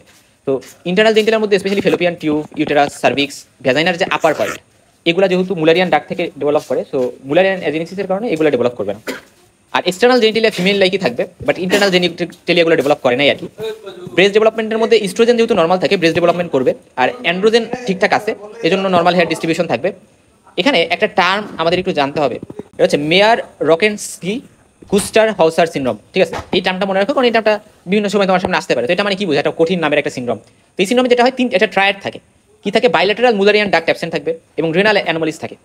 সাধারণত মনে রাখবে মুলারিয়ান যে ডাক্ট এগুলো যদি অ্যাবসেন্ট থাকে, তাহলে আমাদের রেনাল অ্যানোমালিস থাকতে পারে, অর্থাৎ কিডনি অ্যাবসেন্ট থাকতে পারে। মনে রাখবা সবসময় যে আমরা যখন মুলারিয়ান অ্যাজেনেসিস পড়তেছি, একটা পেশেন্ট মুলারিয়ান অ্যাজেনেসিসের প্রবলেম নিয়ে আসছে, এবং তার হচ্ছে আমরা যখন ডেভেলপমেন্টাল অ্যানোমালিসগুলো পড়বো তখন আমাদের আরও ভালো বুঝতে সুবিধা হবে। বাট আমি এখানে বলে রাখি যে মুলারিয়ান অ্যাজেনেসিসের পেশেন্ট যখন আসবে আমার কাছে, তখন তার কিডনিতেও কিন্তু প্রবলেম থাকার বিশাল চান্স আছে। আইদার সেটা হর্সশু কিডনি হতে পারে, অথবা কিডনি একেবারে নাই, তৈরি হয়নি, এরকম হতে পারে, কারণ এদের ইউটেরাস বা ইন্টারাল জেন্টিলের সাথে এই কিডনি ডেভেলপমেন্টের একটা সম্পর্ক আছে। এবং স্কেলিটাল অ্যানোমালি যদি থাকে, হেমিভার্টেব্রা নামে একটা কন্ডিশন থাকতে পারে। তো এই ট্র্যাকটা থাকে হচ্ছে এই সিনড্রোমে, মেয়ার রকেনস্কি কাস্টার হাউসার সিনড্রোম। আচ্ছা, আর টেস্টোস্টেরন এখানে নর্মাল থাকবে, ফিমেলের যতটুকু থাকার কথা ততটুকুই, এলএইচ এফএসএইচ সেগুলো নর্মাল। আর এখানে চিলড্রেন প্রোডাকশন করতে পারে। এক্ষেত্রে আমরা যে কাজটা করি, যে মহিলাটা, ওই মহিলার মানে আইভিএফ করি, ইনভার্টিভ ফার্টিলাইজেশন করি, ওই মহিলাটার উসাইড নেই এবং ও স্পার্ম একজনের কাছ থেকে নিয়ে পরবর্তীতে সারোগেট মানে সারোগেসির মাধ্যমে অন্য একটা মানে মায়ের অন্য একটা মহিলার পেট ভাড়া নিয়ে তার পেটে হচ্ছে প্রেগনেন্সি মানে ইমপ্লান্টেশন করা হয়। আর ইনভেস্টিগেশনের মধ্যে অল পেশেন্টে আমরা কি করব, ইন্ট্রাভেনাস পায়োগ্রাফি করা হয়, কারণ আমি আগেই বলে আসছি এখানে রেনাল অ্যানোমালিস থাকার চান্স থাকে, এবং স্কেলিটাল এক্সরে করবো যে ভার্টিব্রাল কোনো অ্যানোমালিস আছে কিনা এই জিনিসগুলো দেখার জন্য। আর এখানে ভ্যাজাইনোপ্লাস্টি করা হতে পারে, কারণ যেহেতু ভ্যাজাইনোপ্লাস্টি করা কেন হতে পারে, কারণ আমি আগে কি বলে আসছি যে এখানে কয়টাল প্রবলেমস হতে পারে। কারণ ভ্যাজাইনাটা কিন্তু আমরা জানি যে এখানে ভ্যাজাইনাটা প্রপারলি ডেভেলপ থাকবে না, এবং এজন্য আমরা বিফোর ম্যারেজ অথবা জাস্ট আফটার ম্যারেজ আমরা ভ্যাজাইনোপ্লাস্টি করে দিব, ভ্যাজাইনাটা সুন্দর করে রিকনস্ট্রাক্ট করে দিয়ে আসবো, ভ্যাজাইনা ক্রিয়েট করে দিয়ে আসবো। এবং ভ্যাজাইনা যে ভ্যাজাইনোপ্লাস্টিক কিছু টেকনিক আছে, ম্যাকেলডো টেকনিক বা হচ্ছে ভেসিভ টেকনিক, এগুলোর মাধ্যমে ভ্যাজাইনা কিন্তু রিকনস্ট্রাকশন বা ক্রিয়েট করা যায়। সো এভাবে আমি কয়টাল প্রবলেমসটাকে দূর করবো, যাতে মহিলাটা অ্যাটলিস্ট সেক্সুয়াল স্যাটিসফ্যাকশনটা নিতে পারে বা কনজামেশন অফ ম্যারেজটা যাতে জাস্ট হইতে পারে। ঠিক আছে, এটা গেল। আর এখন আসো আমি এটার সাথে একটু অ্যান্ড্রোজেন ইনসেনসিটিভিটি সিনড্রোমের যদি পার্থক্যটা করি, এখানে গোনাড হিসেবে তো টেস্টিস থাকবে, কারণ এখানে আমরা জানি যে 46XY থাকে। আচ্ছা, তুমি এই জিনিসটা বুঝবা না যে অ্যান্ড্রোজেন ইনসেনসিটিভিটি সিনড্রোম মানে কি, যদি না তুমি আমার গত ভিডিওটা দেখে আসো। তো এই জন্য আমি বারবার বলতেছি যে ভাইয়া কিছু বুঝাইতেছে না, জাস্ট বলে যাচ্ছে। এটা কেন, আমি কিন্তু খুব এক্সপ্লেইন করে সুন্দর করে বুঝাই আসছি যে অ্যান্ড্রোজেন ইনসেনসিটিভিটি সিনড্রোম মানে মানে অ্যান্ড্রোজেন ইনসেনসিটিভিটি বলতে কি বোঝায়, এগুলো বলে আসছি। এবং এখানে ইন্টারনাল জেন্টিলাটা অ্যাবসেন্ট থাকবে অ্যাজ ইউজুয়াল, এবং এখানে এক্সটার্নাল জেন্টিলা ফিমেলের মতোই হবে। আর পাশাপাশি ট্যানার স্টেজ 4-5 এর হচ্ছে ব্রেস্ট ডেভেলপমেন্টটা ট্যানার স্টেজ 4-5 কে করেসপন্ড করে। ঠিক আছে, ট্যানার স্টেজ পিউবার্টিতে আমরা বলছি। আর পিউবিক অ্যাক্সিলারি হেয়ার এখানে স্ক্যান্টি থাকে, বাট এখানে কিন্তু নর্মাল ছিল। এখানে টেস্টোস্টেরনের রেসপন্সিভ থাকে না, এবং এটা আমরা জানলাম। আর এখানে মেইলের মতো টেস্টোস্টেরন লেভেল থাকে, মানে ফিমেলও মেলের মতো টেস্টোস্টেরন লেভেল থাকে। এলএইচ এফএসএস এর কথা যদি বলি, এখানে এলএইচটা বেশি থাকে, বাট এফএসএস নর্মাল থাকে, ওই যে পিসিওএস এর মতো, পলিসিস্টিক ওভারি সিনড্রোমের মতো। বাট এখানে প্রাইমারি অ্যামোনিয়া থাকবে, পলিসিস্টিক ওভারি সিনড্রোমে সেকেন্ডারি অ্যামোনিয়া থাকবে। এবং এখানে বায়োলজিক্যাল কোনো চাইল্ড প্রোডাকশন করা সম্ভব না, বাট মুলারিয়ান এজেন্সিসে আমি বায়োলজিক্যাল চাইল্ড প্রোডাকশন করতে পারতেছি। কিসের মাধ্যমে? ইনভাইট্রো ফার্টিলাইজেশনের মাধ্যমে। ইনভেস্টিগেশন এখানে আসলে ওইভাবে এরকম কোনো আলাদা ইনভেস্টিগেশনের দরকার হয় না। আর এটাতে আমরা যে কাজটা করি যে এখানে আমরা ফিমেল হিসেবে মহিলাটাকে ট্রিটমেন্ট দিব, যে তাকে আমি ফিমেল ধরে নিছি এবং তার গোনাডেক্টমি করে দিব। এই কারণ হচ্ছে এখানে কি দেখো, তার গোনাডটা টেস্টিস, তোমার গোনাডেক্টমি করে দিবে, কারণ আমার তার ফিমেল হিসেবে আমার তাকে ডিল করা লাগবে। ভ্যাজাইনোপ্লাস্টি, তারপর ইস্ট্রোজেন রিপ্লেসমেন্ট থেরাপি দেওয়া, যেহেতু আমি মহিলা হিসেবে সার্ভাইভ করবে, তো ইস্ট্রোজেন রিপ্লেসমেন্ট দিব, ভ্যাজাইনাটা সুন্দর করে ডেভেলপ করে দিব। যদি এটা তার এক্সটার্নাল জেন্টিলে কিন্তু ফিমেল লেগি, বাট স্টিল আমার হচ্ছে তাকে ভ্যাজাইনোপ্লাস্টি করে দিতে হবে, সো দ্যাট তার মানে কয়টাল প্রবলেম না হয় আর কি। আচ্ছা, এখন আসো যে আমরা MURCS অ্যাসোসিয়েশন নামে একটা টার্ম আছে, এটা বলতে বোঝানো হয়েছে যে মুলারিয়ান অ্যাজেনেসিস, রেনাল অ্যানোমালিস এবং সার্ভাইকাল সোমাইট, এই তিনটা টার্মকে একসাথে বলা হয়েছে। অর্থাৎ ওই যে আমরা একটা ট্রায়াড পড়ে আসছিলাম, রেনাল অ্যানোমালিস থাকবে, তারপর হচ্ছে ভার্টিব্রাল মানে হেমি ভার্টিব্রা থাকবে, মুলারিয়ান ডাক্টগুলো অ্যাবসেন্ট থাকবে, সো এই জিনিসগুলো বোঝানো হয়েছে। আচ্ছা, তাহলে প্রাইমারি অ্যামোনিয়ার কজ যদি আমাদের বলতে বলে, আমরা ডেভেলপমেন্টাল অ্যানোমালিস কিছু বলবো, ইমপারফোরেট হাইমেন, তারপর হচ্ছে transverse vaginal septum, absence of vagina, vaginal atresia, Mullerian agenesis এটার মধ্যে পড়তে পারে। আর ক্রোমোজোমাল অ্যানোমালির মধ্যে টার্নার সিনড্রোম, তারপরে পিওর গোনাডাল ডিজেনেসিস, সেটা 46XX বা 46XY এর থ্রুতে হইতে পারে। অ্যান্ড্রোজেন ইনসেনসিটিভিটি সিনড্রোম থাকতে পারে। ঠিক আছে, এই জিনিসগুলো থাকতে পারে। আচ্ছা, এই টার্মগুলো বুঝতে হলে আমার গত ভিডিও দেখতে হবে। আর টার্নার সিনড্রোম নিয়ে ভিডিওতে আলোচনা করছি। আর সিস্টেমিক ডিজিজের কারণে হতে পারে, যেমন কারো যদি কনজেনিটাল অ্যাড্রেনাল হাইপারপ্লাসিয়া থাকে, CAH, এটা নিয়ে আমি গত ভিডিওতে ইন ডিটেইলস আলোচনা করে আসছি। সো এটা নিয়ে আমাদের তাই জানতে হবে। আর জুভেনাইল ডায়াবেটিস যদি থাকে, ক্রিটিনিজম থাকে, অর্থাৎ কনজেনিটাল হাইপোথাইরয়েডিজম, যেটা এই কারণে হতে পারে। টিউবারকুলোসিস অর্থাৎ জেনিটাল মানে টিউবারকুলার এন্ডোমেট্রাইটিস, যেটা বা জেনিটাল টিবি আমরা বলি, পলিসিস্টিক ওভারি সিনড্রোমের কারণে হতে পারে। তারপরে হাইপোথ্যালামো পিটুইটারি ওভারিয়ান অ্যাক্সিসের প্রবলেম, এটার মধ্যে কি থাকতে পারে? একটা হইতে পারে হাইপোগোনাডোট্রপিক হাইপোগোনাডিজম, একটা হইতে পারে হাইপারগোনাডোট্রপিক হাইপোগোনাডিজম। সো এটা এত হাইপোগোনাডোট্রপিক হাইপোগোনাডিজম বিভিন্ন কন্ডিশন, যেমন অ্যানোরেক্সিয়া নার্ভোসা বা স্ট্রেস, এরকম বিভিন্ন কন্ডিশনে হতে পারে। আনরেসপন্সিভ এন্ডোমেট্রিয়াম কখন হতে পারে? একটা হচ্ছে অ্যাশারম্যান সিনড্রোম। অ্যাশারম্যান সিনড্রোম আমরা এই ভিডিওর লাস্টের দিকে জানবো, অ্যাশারম্যান সিনড্রোম, রাইট? তারপরে হচ্ছে এন্ডোমেট্রিয়াম, কিন্তু যদি এমন হয় যে এন্ডোমেট্রিয়াম ঠিক করে বিল্ড হচ্ছে না, সেই হচ্ছে না, সো এন্ডোমেট্রিয়ামটা আনরেসপন্সিভ। এখন কিভাবে ইভালুয়েট করবো? ফার্স্ট কথা, ডিটেল হিস্ট্রি নিতে হবে। পেশেন্টের এইজ কত, এটা ইম্পর্টেন্ট, কারণ প্রাইমারি অ্যামোনিয়া যদি আমরা বলতে হয়, তাহলে পেশেন্টের এইজটা খুব ইম্পর্টেন্ট। ফ্যামিলি হিস্ট্রির মধ্যে টার্নার সিনড্রোম কি ফ্যামিলিতে আছে কিনা, এই জিনিসটা দেখতে হবে। আর সেকেন্ডারি সেক্সুয়াল ফিচার্সগুলো মানে ডেভেলপ করছে কিনা, এটার উপর ভ্যারি করেও কিন্তু আমরা এটাকে প্রাইমারি অ্যামোনিয়া বলবো কিনা, সেই জিনিসটা দেখি। আর অ্যাসোসিয়েটেড কোনো ইলনেস আছে কিনা, কারণ টিউবারকুলোসিস, ডায়াবেটিস, তারপরে রেনাল ইস্যুসগুলো, এগুলো থাকলে এটা আমাদের আইডেন্টিফাই করতে হেল্প করবে যে এই মহিলার কি প্রাইমারি অ্যামোনিয়া থাকতে পারে কিনা। আর ওয়েট চেঞ্জ ইম্পর্টেন্ট, কারণ আমরা আগেই বলে আসছি যে অ্যানোরক্সিয়া, অবেসিটি, এগুলো কিন্তু প্রাইমারি অ্যামোনিয়ার সাথে অ্যাসোসিয়েটেড। সিমটমস কি হবে এটা আমরা সবাই জানি। সায়েন্স কি হইতে পারে কজের উপর ডিপেন্ড করে, অর্থাৎ কোন কারণে প্রাইমারি অ্যামোনিয়া হইতেছে এটার উপর ডিপেন্ড করে বিভিন্ন সায়েন্স পাবো। যেমন স্ট্রাকচার শর্ট হইতে পারে টার্নার সিনড্রোমে, ওয়েট, ম্যালনিউট্রিশন, অবিসিটি, এগুলো পলিসিস্টিক ওভারি ডিজিজ, মানে অবিসিটি তো পলিসিস্টিক ওভারি ডিজিজে থাকতে পারে। তারপরে পার্সোনালিটি বা মেন্টাল রিটার্ডেশন, হাইপোথাইরিজমে, ক্রোমোজোমাল ডিসঅর্ডারে থাকতে পারে, ওয়েভিং অফ নেক টার্নার সিনড্রোমে থাকবে। আচ্ছা, তারপরে সেকেন্ডারি সেক্সুয়াল ক্যারেক্টারিস্টিক্স দেখেও কিন্তু আমরা আইডেন্টিফাই করতে পারি। আমাদের জেনিটালি এগুলো ঠিকঠাকভাবে দেখতে হবে, যে ভ্যাজাইনা, সার্ভিক্স, এগুলা কোনো আউটফ্লো ট্র্যাক্ট অবস্ট্রাকশন আছে কিনা, তারপরে অ্যাবডোমিনাল লাম্প হয়েছে কিনা, কোনো টেন্ডারনেস আছে কিনা, সাইক্লিক্যাল কোনো পেইন হয় কিনা, বাইমিনাল এক্সামিনেশন করতে হবে, ইউটেরাস আছে কিনা, ভ্যাজাইনাল লেন্থ কতটুকু বা ইউটেরাস ভ্যাজাইনার অবস্থা বুঝতে। ইনভেস্টিগেশন কি করব এটা যদি বলা হয় তাহলে আমরা হিমোগ্লোবিন দেখবো, total count, differential count of WBC, ESR দেখতে হবে, আর ব্লাড সুগার আমাদের দেখতে হবে, কারণ ডায়াবেটিসকে রুল আউট করতে হবে।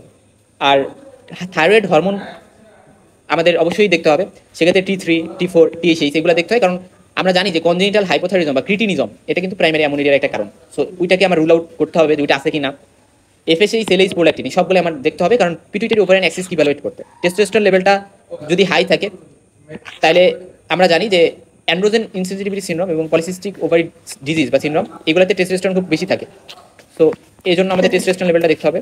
আর প্রি ক্যারিওটাইপিং এটা তো করতেই হবে, কারণ Turner syndrome, androgen insensitivity syndrome, mosaic pattern, এই সবগুলোতে কিন্তু ক্যারিওটাইপিং আমাদের গুরুত্বপূর্ণ ক্লু দিবে। আর প্রোজেস্টেরন চ্যালেঞ্জ টেস্ট, এই টার্মটা আমাদের ইস্ট্রোজেন স্ট্যাটাস অ্যাসেস করতে তো হেল্প করবে।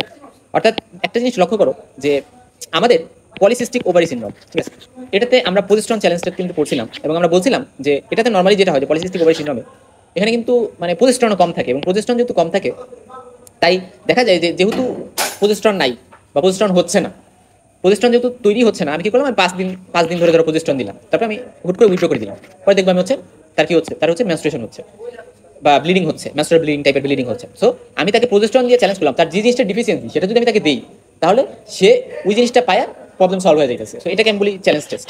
তো প্রোজেস্টেরন চ্যালেঞ্জ টেস্ট করে কিন্তু আমি এই অবস্থাটাকে বুঝতে পারি। সো প্রোজেস্টেরন চ্যালেঞ্জ টেস্টের বিষয়টা এখানে আসতে পারে। আর আল্ট্রাসাউন্ড, তারপরে X-ray chest, CT, MRI, hysteroscopy, এবং আমি সবসময় বলছি হিস্টোস্কোপি আমরা ইউটেরাইন ক্যাভিটি দেখার জন্য করি, তারপরে endometrial gonadal biopsy, laparoscopy, মন্টক্স test, টিউবারকুলোসিসের জন্য, এই সব কিছু করা কিন্তু যাইতে পারে। ট্রিটমেন্ট ম্যানেজ করার মধ্যে ট্রিটমেন্ট আমরা কিভাবে দিব? ট্রিটমেন্টের ক্ষেত্রে ডেভেলপমেন্টাল অ্যানোমালিসের ক্ষেত্রে কিছু ট্রিটমেন্ট অপশন আছে, যেমন মেয়ার রকেনস্কি কোস্টার হসার সিনড্রোম যদি থাকে বা ইমপারফেক্ট হাইমেন থাকে, সেক্ষেত্রে ভ্যাজাইনোপ্লাস্টি, তারপর সার্জিক্যাল রিকনস্ট্রাকশন অফ ভ্যাজাইনার যে বিষয়টা, তারপরে আরও বেশ কিছু টার্ম এগুলো আমরা পড়ে আসছি অলরেডি। আর ক্রোমোজোমাল অ্যানোমালি যদি থাকে তাহলে টার্নার সিনড্রোমের ক্ষেত্রে আমরা ইস্ট্রোজেন প্রোজেস্টেরন রিপ্লেসমেন্ট দিব, ব্রেস্ট ডেভেলপমেন্ট বা মেনস্ট্রুয়াল ইন্ডাকশন যাতে করতে পারি। এক্সওয়াই গোনাডাল ডিজেন্সি যদি থাকে তাহলে কাউন্সিলিং তো দিতে হবে, এবং গোনাডেক্টমি করতে হবে ম্যালিগনেন্সির চান্স থাকলে। অ্যান্ড্রোজেন ইনসেনসিটিভিটি সিনড্রোমের ক্ষেত্রে একটোপিক যে গোনার্স সেটাও রিমুভ করতে হবে, ম্যালিগনেন্সির চান্স যদি থেকে যায়। পিটুইটারি ডোয়ার্ফিজম যদি থাকে তাহলে সিমটোমেটিক ট্রিটমেন্ট দিতে হবে, যদি মাইল্ড টাইপ থাকে তাহলে হরমোনাল থেরাপি দেওয়া যেতে পারে। ক্যালম্যান সিনড্রোম আমরা পালসাটাইল গোনাডোট্রপিন রিলিজিং হরমোন দেই। পিটুইটারি টিউমার বা ক্রেনিওফ্যারিঞ্জিওমা বা পলিকটিনোমা এগুলোর ক্ষেত্রে আমরা যেহেতু ক্যান্সার তাই আমরা রেডিওথেরাপি দিতে পারি। আর হাইপোথাইরিজম থাকলে মাইল্ড থাকলে আমরা থাইরক্সিন রিপ্লেসমেন্ট দিলেই হবে। বাট অ্যাড্রেনাল হাইপারপ্লাসিয়া যেটা মানে কনজেনিটাল অ্যাড্রেনাল হাইপারপ্লাসিয়া এই সকল ক্ষেত্রে আমরা স্টেরয়েড দিতে পারি। আর ক্লাইটোরাল ইনলার্জমেন্টের জন্য সার্জারি করা যেতে পারে যদি ক্লাইটোরোমেগালি থাকে। আর ম্যালনিউট্রিশনের ক্ষেত্রে ডায়েট কারেকশন করতে হবে, ওয়েট গেইন করতে হবে, টিবির ক্ষেত্রে অ্যান্টিটিউবারকুলার ড্রাগ দিতে হবে।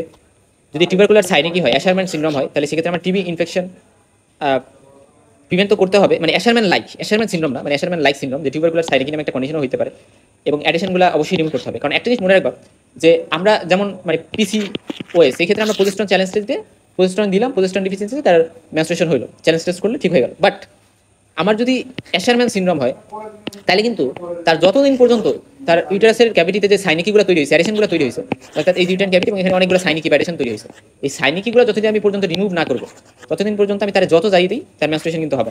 ক্রিপ্টোম্যানোরিয়া নিয়ে আলোচনা করা হয়েছে, তার বাদেও একটু যদি বলি এটার কজ হতে পারে ইমপারফেক্ট হাইমেন, ট্রান্সভার ভ্যাজাইনাল সেপ্টাম এবং অ্যাট্রিশিয়া অফ দ্য ভ্যাজাইনা। অ্যাকোয়ার্ড কজের মধ্যে থাকতে পারে সার্ভাইকাল স্টেনোসিস। তো এটা কি কারণে হতে পারে, অর্থাৎ সার্ভিক্সটা খুবই ন্যারো হয়ে গেছে, এটা হতে পারে অ্যাম্পুটেশন অফ সার্ভিক্সের কারণে, বা মেনস্ট্রুয়াল রেগুলেশন করার পরে, এমআর নিয়ে আমাদের আলাদা ভিডিও থাকবে, এটাতে আলোচনা করবো। তারপর ডিপ কর্টারাইজেশন, অবস্ট্রাক্টেড লিভারের পরে, কোনাইজেশনের পরে, অর্থাৎ সার্ভাইকাল টিস্যু কোনসেপ রিমুভাল যদি করা হয়, তো এই সকল কন্ডিশনে সার্ভিক্সটা খুবই ন্যারো হয়ে যেতে পারে। যদি ভালভো ভ্যাজাইনাইটিস বা ইনফেকশন থাকে, এর ফলে ল্যাবিয়াল ল্যাডেশন হয়ে ইনফ্লামেশন করে এরা কিন্তু করতে পারে ক্রিপ্টোম্যানোরিয়া, এবং ভ্যাজাইনাল স্টেনোসিস এর কারণেও হইতে পারে। এবং এখানে সাইক্লিক্যাল লোয়ার অ্যাবডোমিনাল পেইন থাকে, পেলভিক মাসও পাইতে পারি আমরা, অর্থাৎ পেলভিক রিজনে আমরা একটা মাস বা সোয়েলিং পাইতেছি, কারণ হেমাটোকলপোস থাকতে পারে, ভ্যাজাইনাতে ব্লিডিং জমা। আর তবে এখানে মনে রাখতে হবে যে নর্মাল সেকেন্ডারি সেক্সুয়াল ক্যারেক্টারিস্টিক কিন্তু থাকবে এবং তার ম্যাস্ট্রুয়েশনও হচ্ছে, জাস্ট অবস্ট্রাকশন আছে, এই কারণে ব্লাডটা বের হয়ে আসতে পারতেছে না। আমাদের একটু প্যাথোফিজিওলজিটা যদি ক্রিপ্টোমেনোরিয়ার বলি, এখানে ম্যাস্ট্রুয়েশন ঠিকঠাক হয়েছে, বাট ধরো ব্লাড ভ্যাজাইনাতে জমা হচ্ছে, হেমাটোকলপস হচ্ছে এবং মান্থ বাই মান্থ এটা বাড়তেছে এবং ইভেন ফ্যালোপিয়ান টিউবেও মানে পর্যন্ত ব্লাড চলে যেতে পারে, ওখানে ইনফ্লামেশন করতে পারে এবং সেকেন্ডারি কমপ্লিকেশন হিসেবে ইনফার্টিলিটি, অ্যাডেশন তৈরি হওয়া, অনেক বেশি পেইন হওয়া, রেট্রোগেন মেনস্ট্রুয়েশন হওয়া, ইউরিনারি রিটেনশন হওয়া, এরকম বিভিন্ন প্রবলেম হতে পারে। এটা সাধারণত 13 থেকে 15 বছরের মেয়েদের কমন। যদি ভ্যাজাইনা প্রেশার দেয় ব্লাডারে, তাহলে হেমাটোকলপসের কারণে আলটিমেটলি ইউরিনারি রিটেনশন হতে পারে এবং সেক্ষেত্রে আমরা একটা ইউনিফর্ম গ্লোবুলার মাস পাবো লোয়ার অ্যাবডোমেনে। আর বালজিং ব্লু মেমব্রেন নামে একটা কথা আছে, ভ্যাজাইনাল ইন্টারোট্রাস জায়গায় আমি একটা বালজিং ব্লু কালারের মেমব্রেন পাইতে পারি, যেটা ইমপারফেক্ট হাইমেনকে ইন্ডিকেট করতে পারে পেরিনিয়াল এক্সামিনেশন করে। সো এই কথাটা আমি একটু মাথায় রাখবো, ব্লু মেমব্রেন কথাটা মনে রাখো। আর ক্লিনিক্যাল ইভালুয়েশন কীভাবে করবো, আমরা কোন এই যে শুরু হইলো এটা আমরা একটু দেখবো। সাইক্লিক্যাল অ্যাবডোমিনাল পেইন এর হিস্ট্রি থাকবে, রিটেনশন অফ ইউরিনের হিস্ট্রি থাকতে পারে, পেলভিক রিজনে আমি টেন্ডার মাস পাইতে পারি, হাইপোগ্যাস্ট্রিয়াম রিজনে, হেমাটোমেট্রা যেটা আমরা বলতেছি, বালজিং মেমব্রেন পাইতে পারি ইন্টারোট্রাস জায়গায় ব্লু কালার, যেটা আমরা ইমপারফেক্ট হাইমেন বলতে পারি। ইউটারাসটা ইউনিফর্মলি লার্জ হবে ভ্যাজাইনার। তো সার্জিক্যাল ম্যানেজমেন্টের মধ্যে ক্রুশিয়েট ইনসেশন দিতে হবে, আর সার্ভিক্সটা ডাইলেট করে দিয়ে আসা যেতে পারে। যদি সার্ভাইকাল মানে স্টোনোসিসের প্রবলেম থাকে, ভ্যাজাইনাল সার্জারি, রিকনস্ট্রাকশন সার্জারি করা যেতে পারে যদি ভ্যাজাইনাল অ্যাট্রেসিয়া থাকে।